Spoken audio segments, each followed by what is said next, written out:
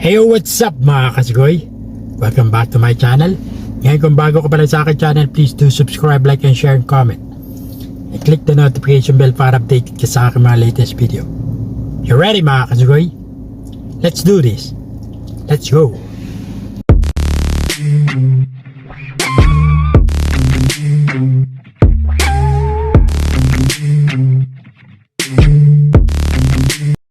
Hanggang ilang taon mo gustong mabuhay?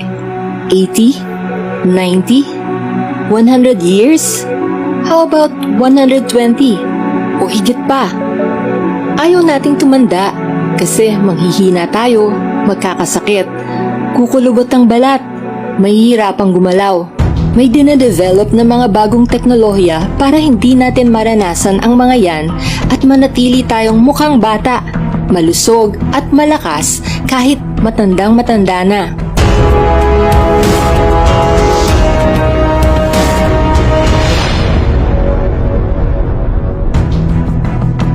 Si Ray Kurzweil ang matapang na humula na sa taong 2030 hanggang 2040 posible nang makamit ang pagiging immortal dahil kaya nang gamutin ang kahit anong sakit. Hindi siya yung klase ng manghuhula na may bolang kristal o mga baraha.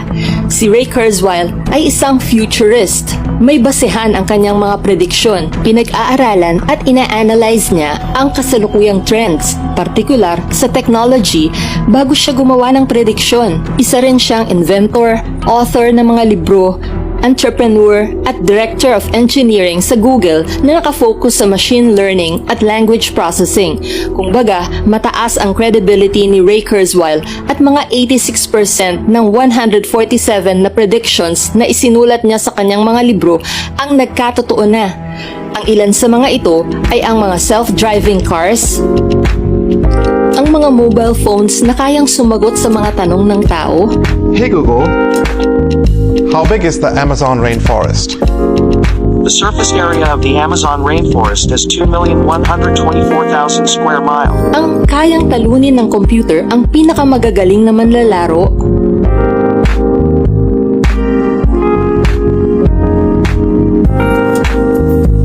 At marami pang iba.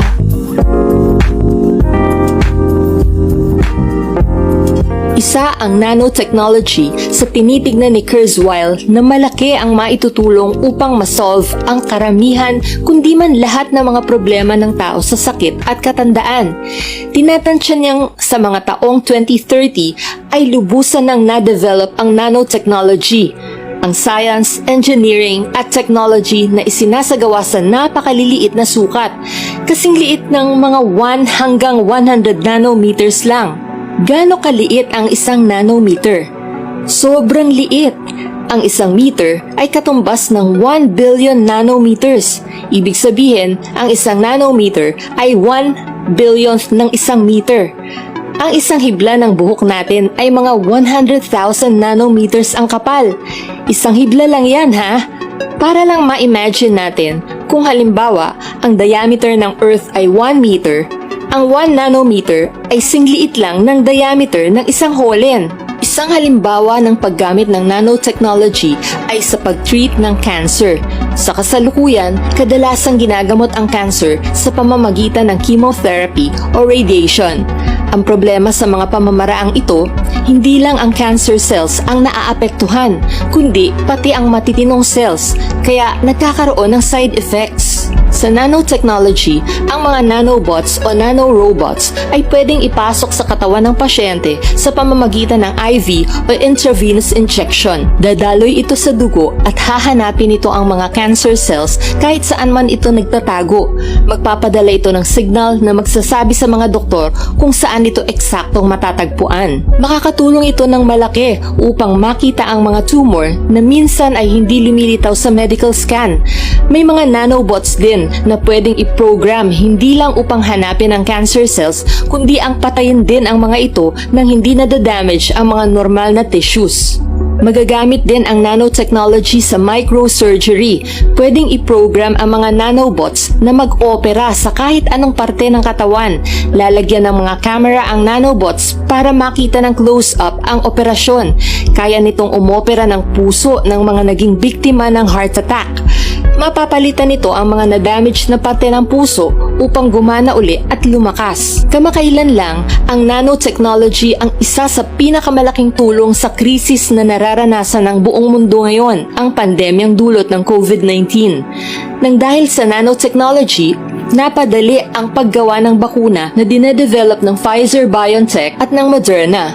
Ito ang unang dalawang bakuna na nabigyan ng Emergency Use Authorization ng US Food and Drug Administration, ang Pfizer-BioNTech noong December 11, 2020 at ang Moderna noong December 18, 2020. Bahagya akong ipapaliwanag ang tungkol sa vaccine sa simpleng paraan kung paano ko ito naintindihan ayon sa aking pagsasaliksik.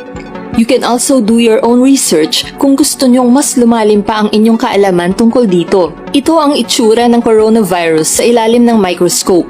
Yung mga matutulis na nakapalibot sa virus ay tinatawag na spike proteins. Ito ang pumapasok sa cells ng katawan ng tao na nagdudulot ng sakit. Naaral ng mga scientists ang DNA code ng spike protein na ito at ang impormasyong ito ang ginamit nila para i-design o i-program ang messenger RNA o mRNA vaccine. Ang mRNA ay isang molecule na ang pangunahing tungkulin ay ang lumikha ng protein ayon sa code o instructions na dala nito. Ang instructions na taglay ng mRNA na nasa Pfizer at Moderna vaccines ay upang turuan ang cells ng tao na gumawa ng fake na kopya ng spike protein ng coronavirus. Pag nakita ito ng immune system, iisipin ito na mayroong COVID-19 ang taong in-injection na ng bakuna. Magpo-produce ngayon ito ng antibodies upang labanan ang virus. Pero actually, yung peking spikes ang nakita nito. Kung sakaling mahawa ang taong ito ng totoong virus, madali nang malalabanan ito ng antibodies dahil kilala na nila ang virus dahil dun sa peking kopya ng spike protein na nasa bakuna. Ang papel ng nanotechnology dito ay ang paggamit ng lipid nanoparticles na siyang ginawang sasakyan na magde-deliver at magpoprotekta sa mRNA upang makarating ng ligtas sa target na cell. Kung wala ito, hindi makakarating ang mRNA molecule sa cells dahil sa sobrang marupok at delicate nito. Ang mga enzymes sa katawan ng tao ay napakadali lang nawasakin ang mRNA. Akala nga ng mga scientists ay hindi nagagana ang mRNA para sa bakuna. Ang solusyon, ang lipid nanoparticles o NLPs na napakaliliit na bola ng fat o taba. Kung wala ang NLPs, wala ang mga mRNA vaccines ng Pfizer at Moderna. Bukod sa mga nabanggit ko na, may mga pag-aaral na rin at positibong development sa paggamit ng nanotechnology sa treatment ng HIV, AIDS, diabetes, Alzheimer's, chronic pain, bacterial diseases, at iba pang infectious diseases. Marami pang research ang ginagawa ng mga scientists at sa loob ng 10 taon, malayo na nga ang mararating ng mga ito. Heto pa ang isang kamanghamanghang development. Pwede rin gamitin ang nanotechnology sa pag-repair ng damaged DNA upang gumana uli ang mga cells ng tama. Ang mga epekto ng katandaan gaya ng mahinang buto, kulubot na balat, mababang energy, mahinang memorya ay resulta ng na-damage na cells. Kapag na-repair ang na-damage na DNA sa pamamagitan ng nanotechnology, lahat ng kondisyong ito na nararanasan dahil sa katandaan ay mawawala rin at manunumbalik ang kondisyon ng mas batang edad. Hindi na manghihina ang buto, hindi na kukulubot ang balat, tataas na uli ang energy at babalik ang matalas na memorya. Kaugnay rin dito ay ang mga pag-aaral sa gene editing kung saan pwedeng palitan ang mga defective genes ng normal o healthy genes. Isang method o pamamaraan upang gawin ito ay ang CRISPR-Cas9 genome editing technology na kinoconsider na isa sa pinakamalaking discovery sa larangan ng siyensya. Ang mga nakadiscover nito na sina Emmanuel Charpentier at Jennifer Doudna ang nakakuha ng Nobel Prize in Chemistry noong 2020. Ang Nobel Prize ay ibinibigay lamang sa mga taong nakapag-ambag ng pinakamalaking benepisyo sa sangkatauhan. Ang CRISPR-Cas9 ay binansagang genetic scissors dahil ang trabaho nito ay parang cut and paste. Ikakat o tatanggalin ang defective gene at ipe-paste ang normal gene. Sa pamamagitan nito ay maaari ng magamot ang mga sakit na namana o mga inherited diseases. Bagamat patuloy pa ang development ng mga makabagong teknolohiyang ito at ang iba ay nasa clinical trial phase pa lang, tinatansya ni Kurzweil na pagdating ng dekada 2030, kumpleto na ang mga proseso at nagagamit na ng husto upang mapakinabangan ng mga tao. Magkakatulungan rin ang mga teknolohiyang iyan at napakarami pang posibilidad ang pwedeng mangyari. Pwedeng sa panahong iyon ay nahanap na ng CRISPR ang gene na responsable sa pagtanda at putulin na lang ito upang palitan ng gene na pwedeng magpanatiling bata. Pwedeng bago pumunta ang mga tao sa Mars ay kaya nang i-edit ang genes upang makahinga sila sa Mars o mag-survive kahit malakas ang radiation doon.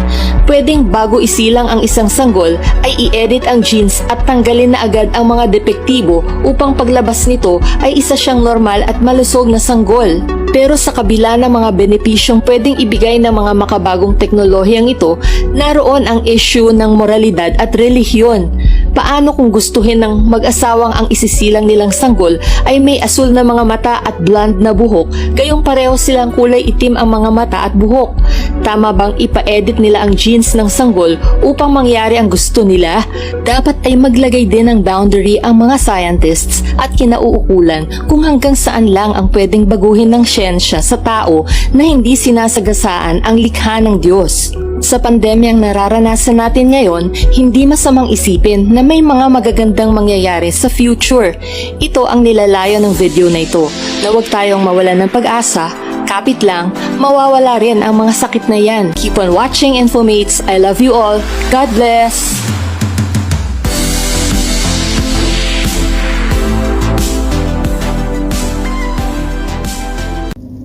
Ayan mga kasigoy, no?